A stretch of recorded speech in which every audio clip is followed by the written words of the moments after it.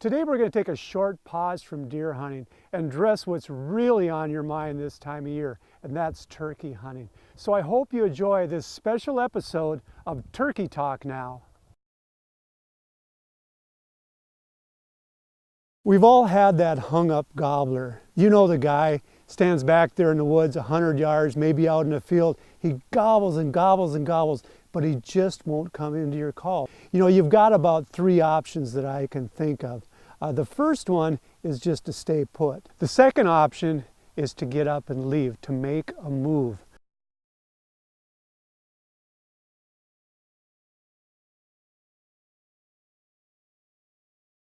The next thing I want to talk about is run and gun hunting. Now, the truth be known, probably the best way to kill a mature tom is to sit tight and stay still.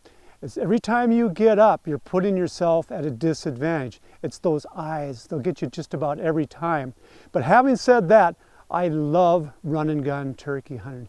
But I approach it a lot like I approach still hunting deer, very slowly, very deliberately. So what I'll do is I'll get up next to a tree, I'll do some calling, and if I don't get a response, then I'll just pick another tree, maybe 50 yards over here, and I'll work my way slowly toward that tree, and I won't do any calling until I get to that tree. I don't want to get caught out in the open here with that tom moving in my direction. So again, I'll just sneak slowly.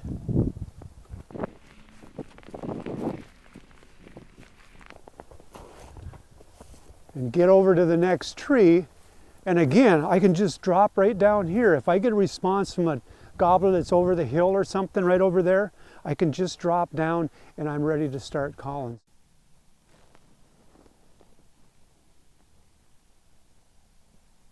Fanning or reaping turkeys has become very popular in recent years because it's so effective.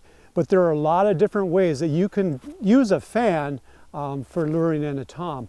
One way is just to use it as part of your decoy spread. You might have a couple of hen decoys out here in front of you.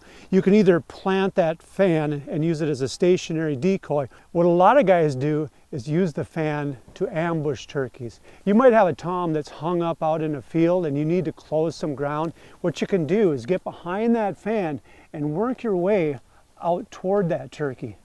Now, a lot of times you can use the fan and you can get all the way out there to where you're in range with your shotgun or your bow. But a lot of times, at some point, that tom out there, he's going to come over and he's going to confront this other tom. Now, a way that I really like to use the fan a lot is if I'm run and gun hunting. What I do is when I'm sneaking along, I'm going through the woods or going through an area like this, if all of a sudden I bump a tom, I'll just freeze and I'll pull that fan out. I'll start moving it around a little bit. And then what I'll often do is I'll just try to back out of the situation until I can get back to some cover where I can get down. I can either use a decoy at this time or I can start calling. And now I've got a good setup here. That tom is calm and I can try to lure him back in.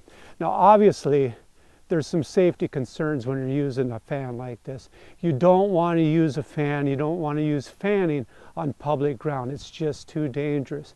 But on private land, where you know you're the only hunter out there, very effective. Just try to be careful. What I try to do is, whenever I'm fanning, I try to stay out in a fairly open area. That way, if any other hunters happen through, they're going to be able to quickly recognize what's going on.